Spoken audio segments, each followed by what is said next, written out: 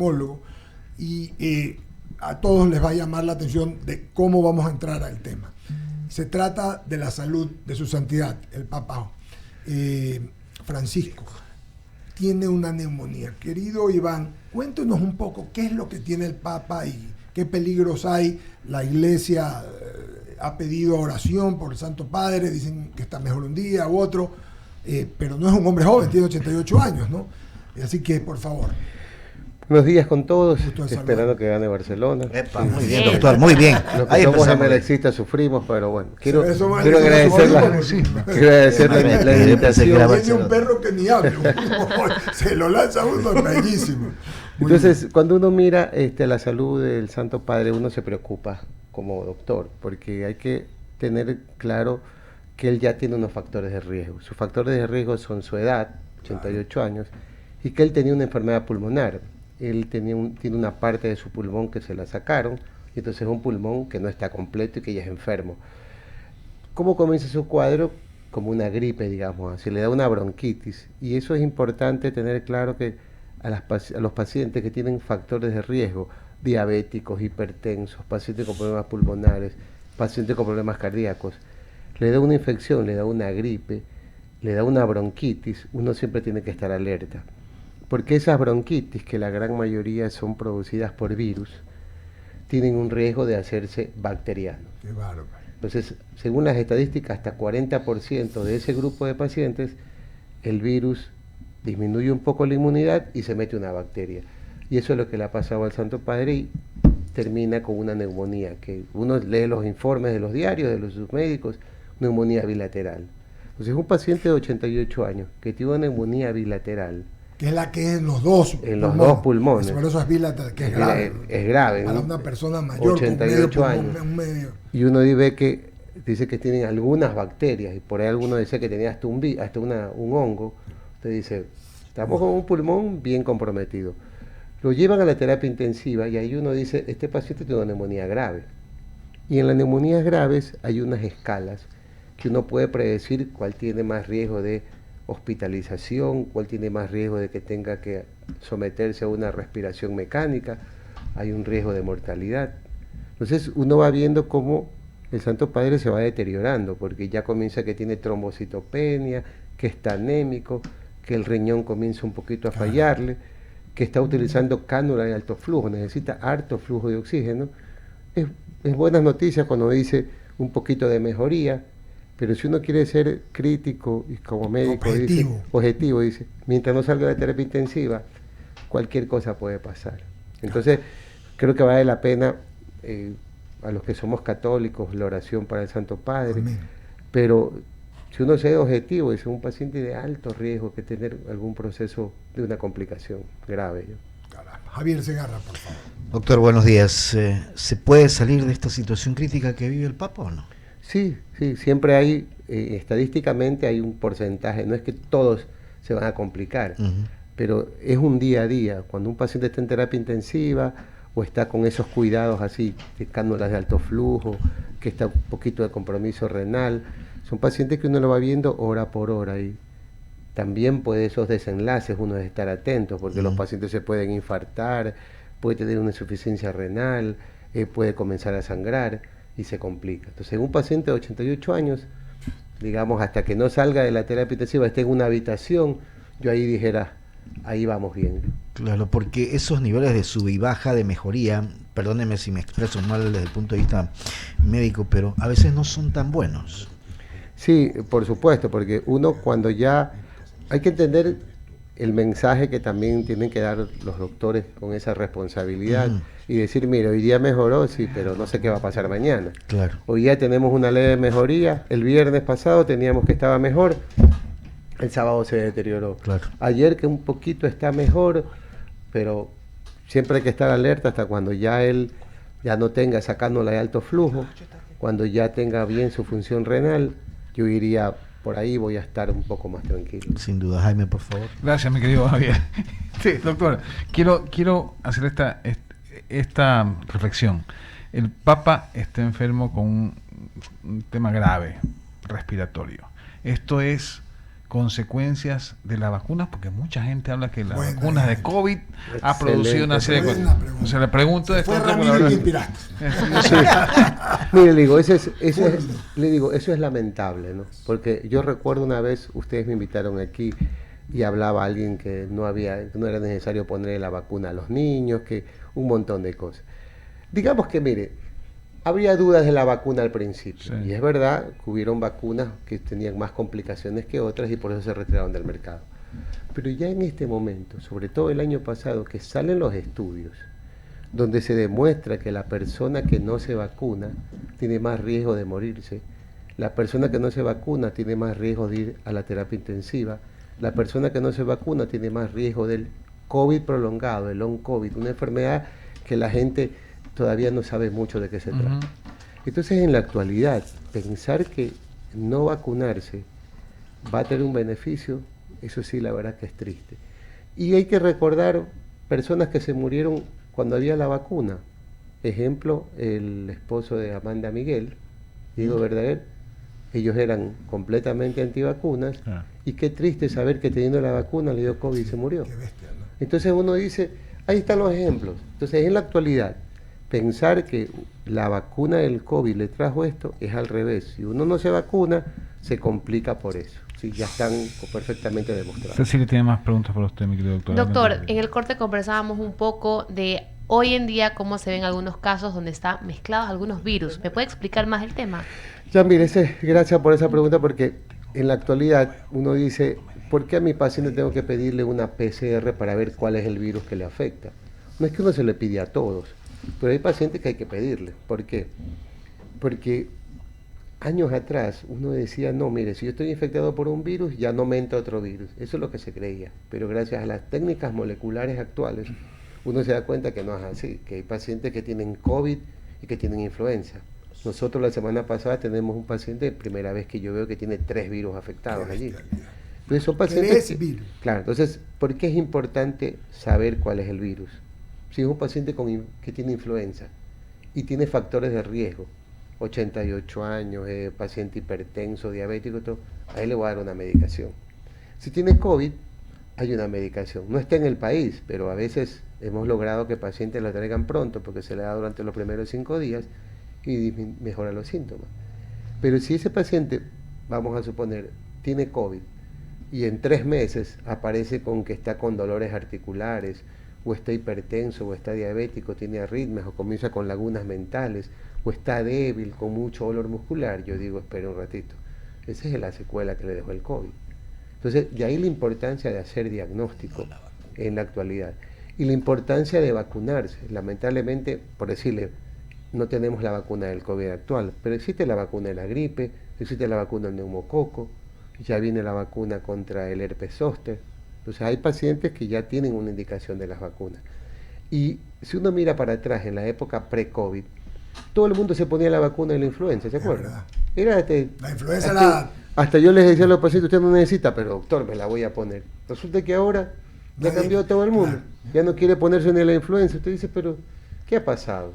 Y las secuelas del COVID, cuando hablamos de esto, ¿cuánto tiempo dura? ¿Dura toda la vida o hay un tiempo máximo que te va a durar las secuelas? Nosotros hasta ahora lo que vamos viendo, ¿Cuáles son los síntomas también? síntomas los más comunes actuales, que quedan a veces post-COVID, problemas gástricos, problemas intestinales, los pacientes se quedan con, no toleran la comida, dolores abdominales, diarrea, todo. Eso puede ser una secuela post-COVID. El otro es un poco de debilidad. El paciente dice, ya no soy como antes. Gente joven que corría, no sé, 12 kilómetros, ahora dice, doctor, ya a los 4 kilómetros no puedo más. Y eso afecta entonces la calidad de vida, incluso en el trabajo. Hay gente que dice, doctor, estoy decaído, no puedo.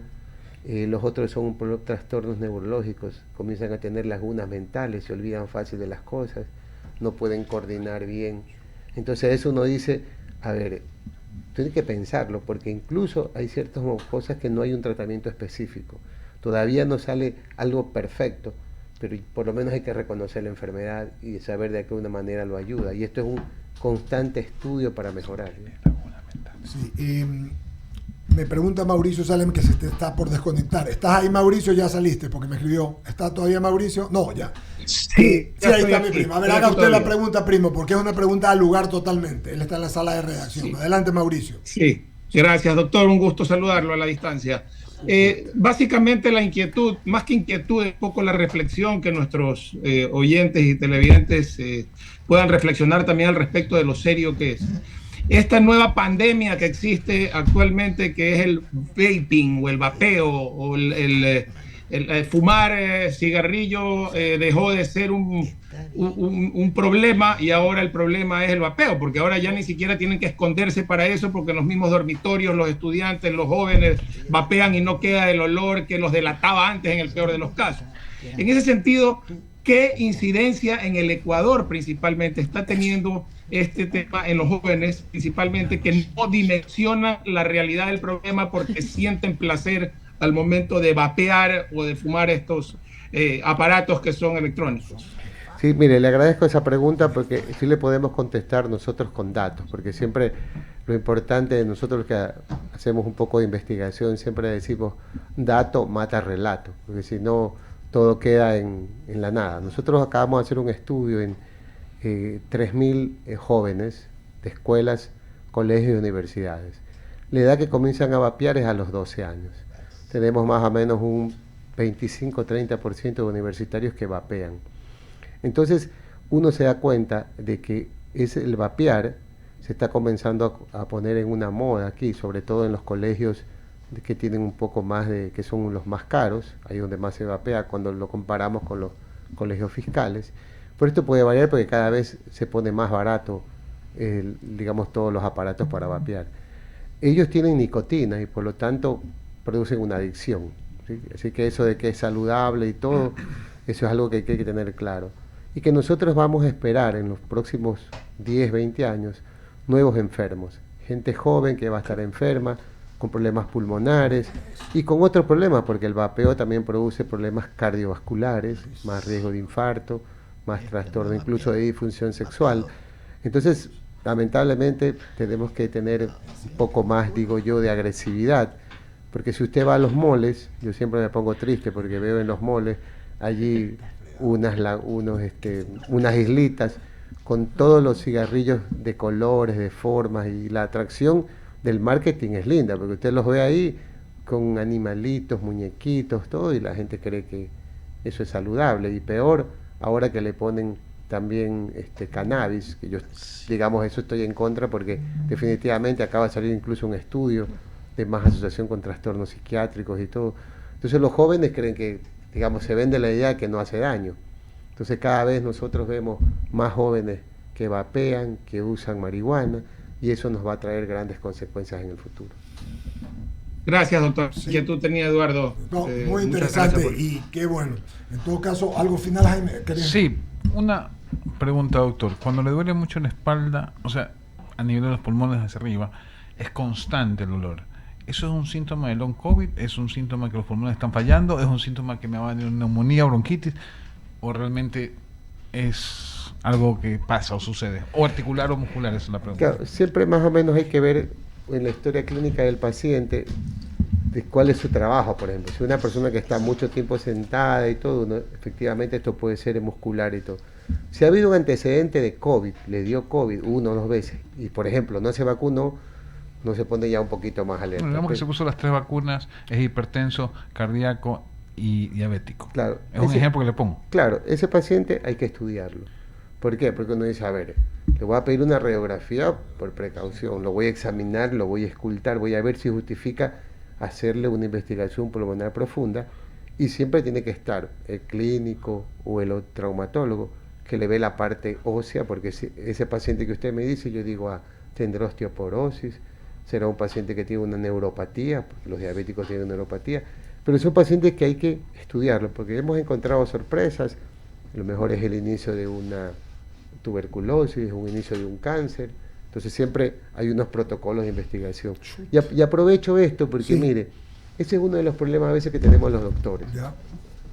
Porque ahora los pacientes, gracias al internet y todo, cuestionan y dicen, oiga doctor, pero yo vine por dolor de espalda, pues usted me va a pedir tal cosa. me dijo otra ¿Qué cosa. pasa, doctor? O sea, el internet termina siendo peor que pedirle al boticario Claro, una y entonces, pastillita. se cuestiona un estudio que uno ChatGPT está me dijo pensando que eso no lo era que así. podría pasar, pero como al paciente no le suena, dice, doctor, pero ¿por qué usted me pide esto si yo vine por lo de acá?